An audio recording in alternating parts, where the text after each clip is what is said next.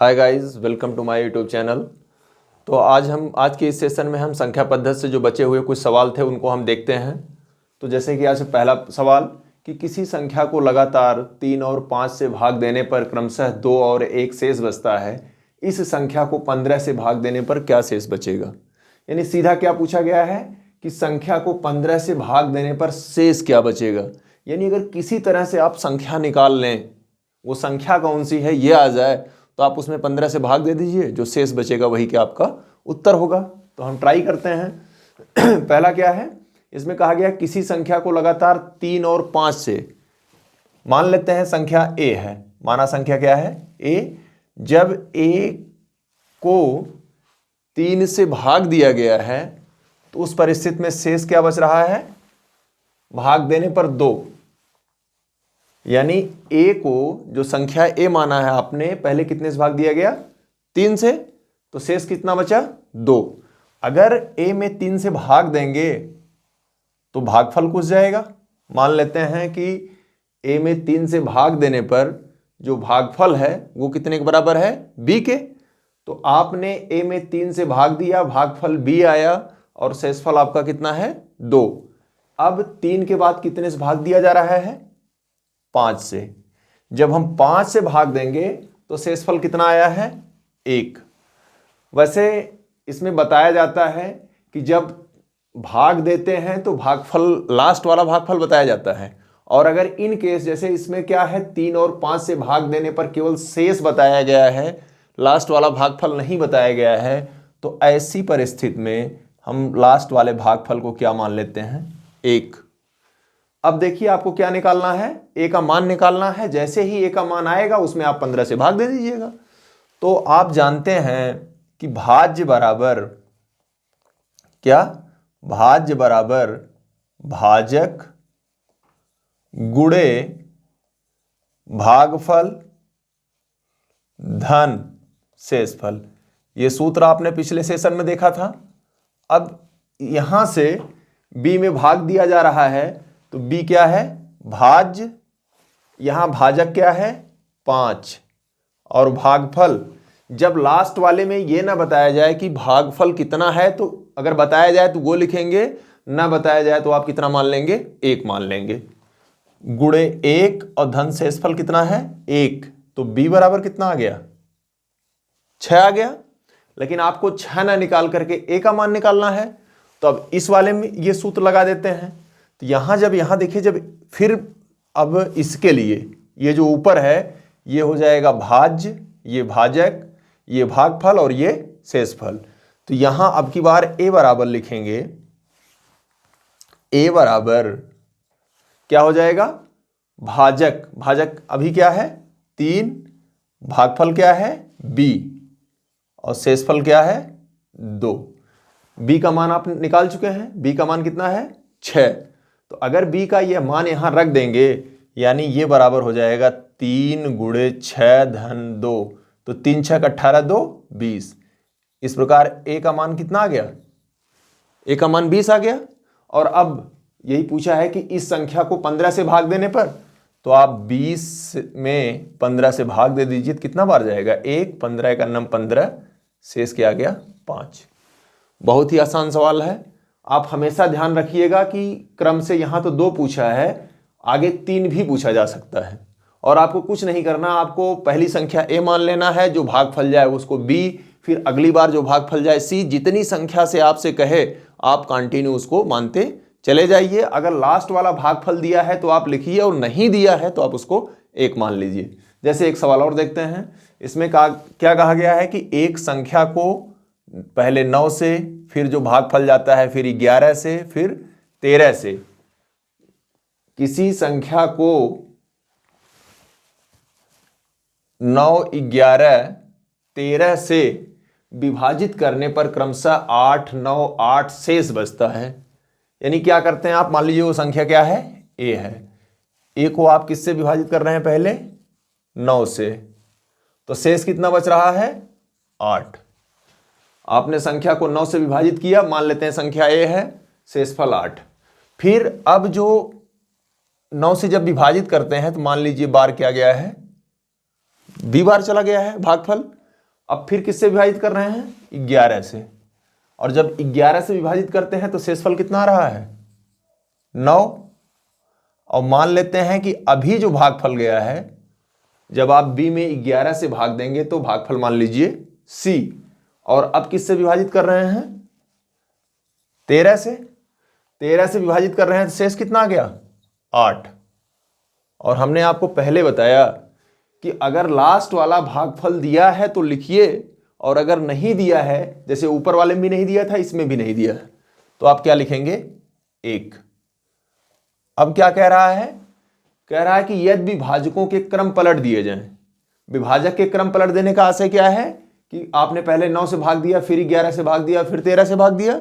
अब की बार पहले 13 से भाग देंगे, फिर 11 से भाग देंगे, फिर 9 से भाग देंगे।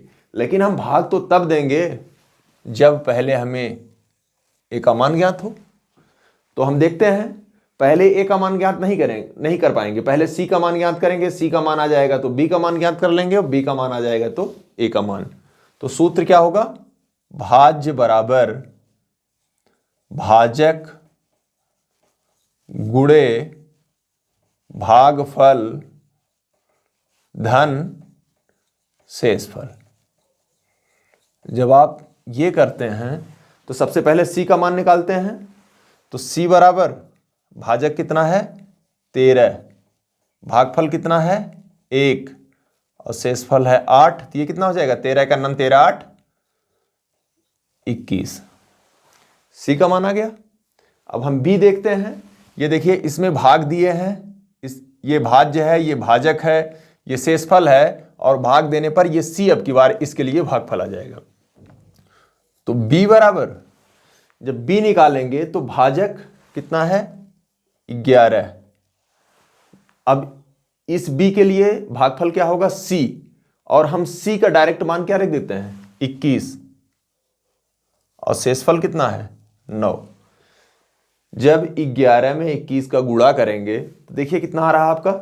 बराबर 11 का 9 11, फिर 11 दूना 22 1 23 धन 9, बराबर कितना आ गया? 240। b का मान मालूम हो गया। अब हम क्या करेंगे? अभी किसका मान चाहिए? a का।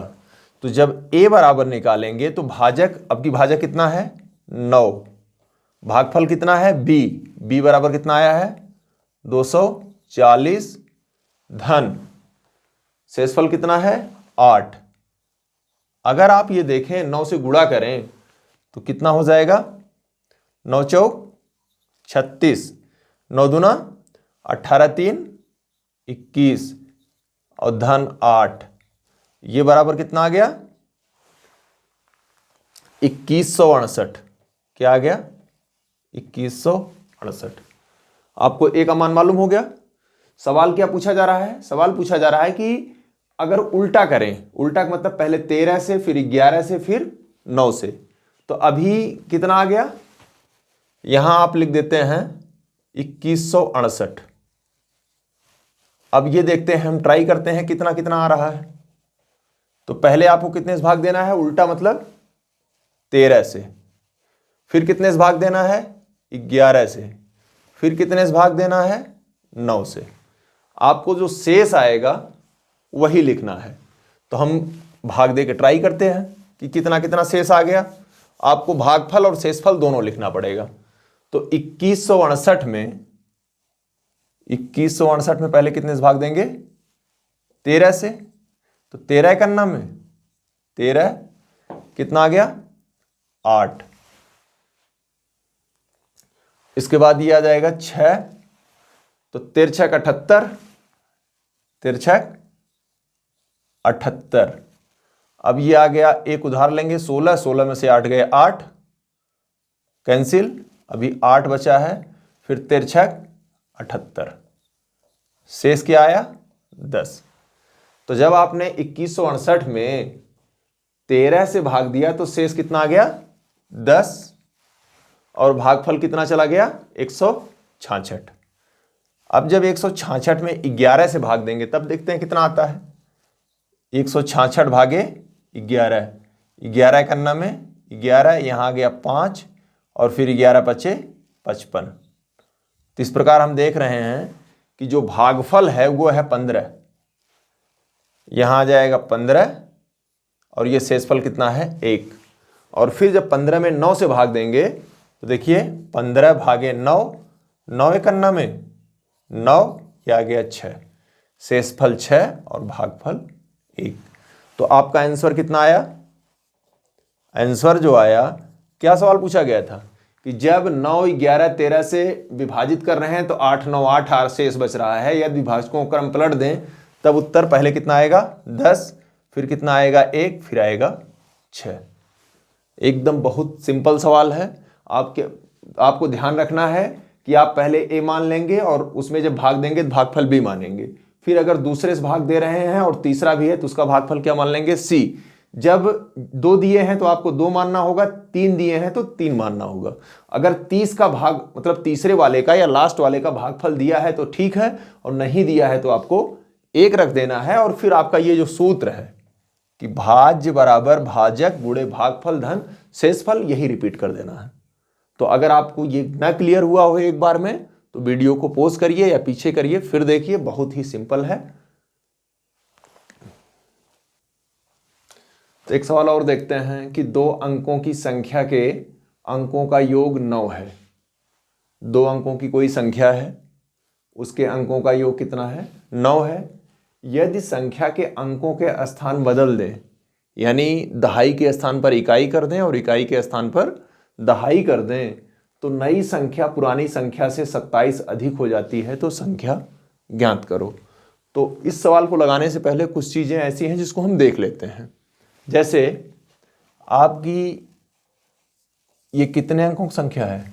42 2 अंकों की संख्या है। 123 ये कितने अंकों की संख्या है? इसमें कितने अंक हैं? 1, 2, 3। तो हम देखते हैं इसमें कुछ, जैसे ये 42 है, इसको अगर आपको अलग अलग लिखना है तो 2 इकाई के स्थान पर है, तो हम क्या लिखेंगे इसको? 2 गुणे 1, और 4 क्या है? दहाई के स्थान पर, तो 4 गुणे 10। यानी जो संख्या दहाई के स्थान पर हो उसमें 10 से गुणा करेंगे, और जो इकाई के स्थान पर हो तो उसमें 1 का गुणा करेंगे। तो ये कितना हो जाएगा? 10 चौक 40, 2 एकन्नम 2, और ये 42 के बराबर है। अगर हम 3 अंक की संख्या की बात करते हैं तो जो अंक इकाई के स्थान पर है उसमें 1 का गुणा, प्लस दहाई के स्थान पर 2 है तो 2 गुणे 10, और सैकड़ा के स्थान पर 1 है तो 1 गुणे 100। अब देखिए 1 गुणे 100 बराबर 100 हो जाएगा। 10 दूना 20 और 3 एकन्ना में 3, और जोड़ेंगे तो ये क्या आ गया? संख्या आ गई। यानी आप क्या देख रहे हैं कि अगर 2 अंक, 3 अंक, 4 अंक की कोई संख्या आपको ज्ञात करनी है तो आप चाहे इस प्रकार लिखिए, या इकाई में 1 का गुणा, दहाई में 10 का गुणा, सैकड़े का स्थान पर जो संख्या है उसमें 100 का गुणा। अगर मान लीजिए 4 अंक की संख्या है तो जो हजारवें स्थान पर संख्या है उसमें 1000 का गुणा करके सभी को आपस में जोड़ देंगे तो क्या आ जाएगी? संख्या आ जाएगी। जैसे एक एग्जांपल और देखते हैं कि अगर कहा जाए कि 2 अंकों की किसी संख्या में इकाई के स्थान पर 5, इकाई के स्थान पर क्या? 5, और दहाई के स्थान पर 8 हो। 2 अंकों की एक संख्या है जिसमें इकाई के स्थान पर 5 और दहाई के स्थान पर 8 हो, तो संख्या क्या होगी? तो देख लेते हैं। इकाई में 1 का गुणा और दहाई में 10 का गुणा, दोनों जोड़ देते हैं तो 10 से 80, 5, और ये क्या हो गया? 85। और हमने कहा क्या था कि 2 अंकों की एक संख्या है जिसमें इकाई के स्थान पर 5 और दहाई के स्थान पर 8, यही तो हमने बताया था। तो उम्मीद करते हैं कि ये चीजें समझ में आ गई होंगी। जो संख्या इकाई के स्थान पर हो उसमें कितने गुणा करेंगे? 1 का।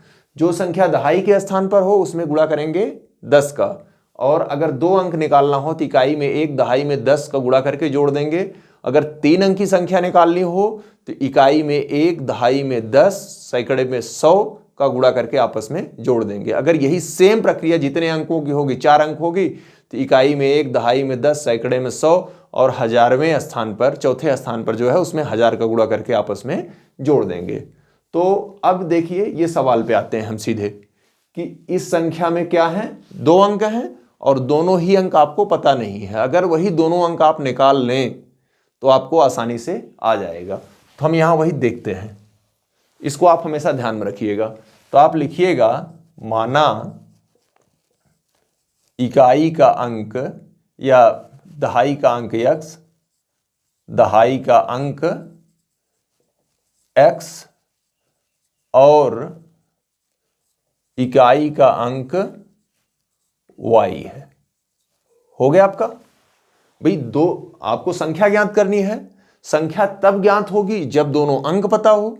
तो दोनों अंक पता नहीं था, अब जब दोनों चीजें पता नहीं है लेकिन कुछ चीजें और पता हैं, तो हम क्या करते हैं कि पहले मान लेते हैं। तो संख्या बराबर क्या होगी, अब देखिए संख्या के लिए आपने कहा क्या क्या बोला है कि दहाई में 10 का गुणा और इकाई में 1 का गुणा करके जोड़ देंगे। तो दहाई का अंक x गुणे 10 और y गुणे 1, तो क्या आ गया 10x प्लस y। ये संख्या हो गई। यहां तक एकदम बिल्कुल क्लियर हो गया होगा कि इकाई में 1 का गुणा, दहाई में, जब भी इस टाइप की सवाल जो पूछेगा मैक्सिमम 2 ही अंक पूछेगा और 2 से ही निकालेगा जो भी होगा। तो आप दहाई के अंक को मानिएगा, इकाई के अंक को मानिएगा, दहाई में 10 का गुणा और इकाई में 1 का गुणा करके जोड़ दीजिएगा। अब प्रथम शर्त, 2 शर्त हैं इसमें। प्रथम शर्त से या प्रथम शर्त के अनुसार, जो इच्छा हो आप लिख लीजिए। प्रथम शर्त के अनुसार पहली शर्त क्या है कि 2 अंकों की संख्या के अंकों का योग, अंक कौन कौन से हैं, एक x है और एक y है। तो क्या है अंकों का योग, योग मतलब जोड़ लेंगे, x प्लस वाई बराबर 9, समीकरण नंबर 1। यह हो गया। और दूसरी शर्त क्या है कि संख्या के अंकों के स्थान बदल दें। अंकों के स्थान बदल दें यानी जो इकाई है वो दहाई के स्थान पर चला जाए और जो दहाई है वो कहां से लिया है, इकाई के। तो अंकों के, द्वितीय शर्त मतलब अंकों के स्थान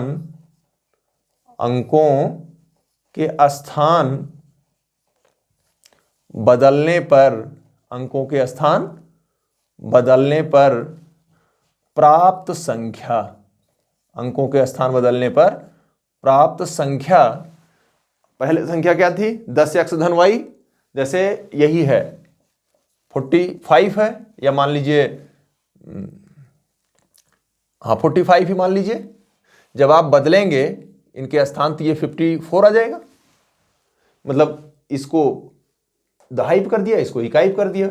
वैसे सेम यहां करते हैं कि 10x जो y था अब क्या आ गया 10y प्लस x। उम्मीद करते हैं ये बिल्कुल समझ में आया होगा। कुछ नहीं किया हमने, जो शर्त है हमने क्या किया वही बदल दिया। तो क्या आ गया 10y धन x। अब क्या लिखेंगे, द्वितीय शर्त के अनुसार, द्वितीय शर्त के अनुसार। अब देखिए द्वितीय शर्त क्या है, दूसरी शर्त है नई संख्या पुरानी संख्या से 27 अधिक हो जाती है। जो नई संख्या है वो अधिक है और पुरानी जो संख्या है वो कम है। तो यानी दो संख्याओं का और कितना कम है 27, मतलब नई संख्या 27 ज्यादा है और पुरानी संख्या 27 कम है। यानी नई संख्या में से पुरानी संख्या घटा देने पर क्या बचेगा 27। जैसे सपोज करिए कि एक व्यक्ति के पास 500 रुपए है, दूसरे के पास 400 है, तो कितने का अंतर है दोनों के पास 500 ऋण 400। एकदम सेम वही है कि नई संख्या में से पुरानी संख्या घटाएंगे तो ये अंतर आ जाएगा। तो द्वितीय शर्त के अनुसार, द्वितीय शर्त क्या है 10y धन x, इसमें हम घटाएंगे क्या 10x धन y घटाएंगे और ये हो जाएगा कितना 27 के। अब देखिए कोष्टक हटा दीजिए, यह आ जाएगा 10y धन x 10। अब ये देखिए ऋण का गुणा यहां कुछ नहीं है, धन होगा, ये हो जाएगा ऋण 10। क्या हो जाएगा ऋण 10x ऋण y बराबर 27 के। अब ध्यान दीजिए कि जब x में से 10x घटाएंगे, हमने आपको पहले बताया है कि अगर समान चिन्ह हो तो दोनों जुड़ जाएंगे और दोनों के सामने जो चिन्ह है वही लिखा जाएगा। लेकिन विपरीत चिन्ह है तो बड़े में से छोटा घटा लीजिए। तो 10 में से x है मतलब 1x, 10x में से 1x घटेगा कितना आ जाएगा? 9x। अब बड़े के सामने ऋण है तो ये माइनस, और ये देखिए 10y ऋण y, 10y में से जब y घटाएंगे तो 9y बचेगा। लेकिन अब बड़े के सामने कुछ नहीं है यानी प्लस है, तो 9y बराबर कितने के? 27। और एक चीज हमने आपको और बताया है कि कोई अगर समीकरण है, उस समीकरण के सभी पदों में किसी एक संख्या से भाग देने पर या गुणा करने पर समीकरण के मान में कोई परिवर्तन नहीं होता। आप देखिए तीनों में 9 9 है, यहां भी 9x है, यहां भी 9y है और ये 27 है, 9 तिरिक 27। आप 9 से भाग दे दीजिए। अगर 9 से भाग देते हैं तो ये आ जाएगा x, ये आ जाएगा y और 9 तिरिक 27, ये समीकरण नंबर 2। तो अब इस सवाल से आपको दो समीकरण प्राप्त हो गए हैं, एक समीकरण ये और एक समीकरण ये। अगर समीकरण आपको हल करना आता है तो बहुत अच्छा है, नहीं तो मैंने प्लेलिस्ट में एक वीडियो डाल रखा है कि समीकरण को कैसे हल करें। तो अब यही हम यहां लिख देते हैं, x प्लस वाई बराबर 9 और माइनस एक्स प्लस वाई बराबर 3। एक समीकरण नंबर 1 है, एक समीकरण नंबर 2 है। जब हम किसी समीकरण को हल करते हैं तो हमारी पहली प्राथमिकता होती है कि x अथवा y के गुणांक बराबर करें। यहां तो पहले ही बराबर है, तो जब गुणांक बराबर होते हैं तो अगर चिन्ह समान है तो घटाते हैं जिससे चिन्ह विपरीत हो जाए, और अगर चिन्ह विपरीत है तो आप जोड़ देते हैं। तो आप जब जोड़िएगा तो minus x plus x cancel, ये हो जाएगा 2y इज इक्वल टू 9 3 12, या y बराबर 12/2, 2 1 9 2 6 12। तो y का मान क्या आ गया? 6। y का यह मान चाहे समीकरण 1 में रख दीजिए चाहे समीकरण 2 में। अगर y का यह मान समीकरण 1 में रखिएगा तो x धन 6 बराबर 9, x धन 6 बराबर क्या भाई? x धन y बराबर x धन 6 बराबर 9, तो x बराबर 9 ऋण 6 बराबर 3। तो इस प्रकार x बराबर कितना आ गया? 3 आ गया। अब आपको x और y के मान मालूम हो गए, तो संख्या क्या है? 10x धन y है, तो आप यहां लिख देंगे संख्या बराबर क्या? 10x यानी 3 और धन 6, तो 10 तिहाई 30 6 36, यही संख्या हो गई। अब देखिए ये संख्या अपने जो शर्त है उसका पालन करती है या नहीं करती है। तो संख्या के अंकों का योग 9 है, तो 3 6 9 हो गया। फिर क्या कह रहे हैं? संख्या के अंकों के स्थान बदलने पर, तो 36 है, जब बदलेंगे 63 हो जाएगा। अब 63 में से 36 घटा लीजिए, 7 और ये 2, सॉरी ये 13 में से 6 गए 7। देखिए यही कह रहा है ना कि नई संख्या से पुरानी संख्या 27 अधिक हो जाती है। तो इस टाइप के सवाल परीक्षा में पूछे जाते हैं। बहुत आसान सवाल है, एक बार इसका बेसिक्स समझ लीजिए आप, और फिर जितने भी सवाल आपको मिलते हैं वो प्रैक्टिस कीजिए। बस इसको हल करने के लिए ये संख्या कैसे मानेंगे कि इकाई का अंक क्या है, दहाई का अंक क्या है, इकाई में 1 और दहाई में 10 का गुणा करके क्यों जोड़ते हैं, इसका क्या रीज़न है, ये सारी चीज़ें आपको मालूम होना चाहिए। फिर आप तुरंत पहले संख्या मानेंगे, संख्या के अंक मानेंगे, फिर संख्या आ जाएगी। फिर उसमें 2 शर्तें होंगी, एक में दोनों अंकों का योग देगा या दोनों अंकों का अंतर देगा, तो उससे एक शर्त होगी, एक समीकरण मिल जाएगा। फिर अंकों के स्थान बदलेंगे, तो जो इकाई पर था वो दहाई पर चला जाएगा, जो दहाई पर है वो इकाई पर चला आएगा, तो एक नई संख्या मिल जाएगी। अब कभी कभी क्या होता है कि ये जो नई संख्या होती है वो पुरानी संख्या से ज़्यादा होती है, तब तो आप जब अंतर करेंगे तो नई संख्या में से पुरानी संख्या घटाएंगे। जैसे इस केस में कहा है कि 27 अधिक है, अगर यही लिख देता कि नई संख्या पुरानी संख्या से 27 कम है या पुरानी संख्या नई संख्या से 27 अधिक है, तो आपको ये 27 तो यथावत रखने हैं, जितना अधिक है उतना रखना है। लेकिन अगर नई संख्या ज़्यादा है तो नई में से पुरानी घटाएंगे। तो इस प्रकार जो संख्या पद्धति लगभग 4-5 लेक्चर रहा, 4-5 सेशन हमने लिया।